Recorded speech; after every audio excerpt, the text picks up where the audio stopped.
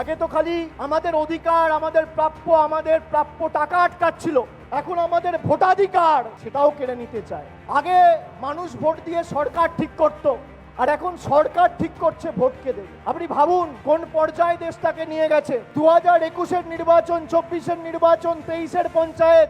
আগে এদের যে শাখা সংগঠন ছিল, ইডি, সিবিআই, ইনকাম ট্যাক্স, এদেরকে বাজারে ছেড়ে দেখা হয়েছে। মমতা ব্যানার্জি আর তৃণমূল কংগ্রেসের সাথে লড়তে গিয়ে বাংলার 10 কোটি মানুষ এদের বোকাট্টা করে বার করে দিয়ে। এখন তাই নতুন সহকারী সংস্থা ইলেকশন কমিশনকে নামিয়েছে। ইলেকশন কমিশনকে নামিয়ে যাতে মানুষ ভোট দিতে না পারে, যাতে সংখ্যালঘু ভাইয়েরা ভোট দিতে না পারে, তপশিলি বোনেরা ভোট দিতে না পারে, জনজাতি যুবকেরা ভোট দিতে না পারে, কৃষকেরা ভোট দিতে না পারে, শ্রমিকেরা ভোট দিতে না পারে, সর্বোপরি বাঙালি 10 কোটি বঙ্গবাসী ভোট দিতে না পারে।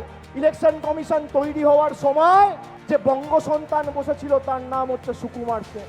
প্রথম যে ইলেকশন কমিশনার ছিল সেটাও একজন বাঙালি ছিল।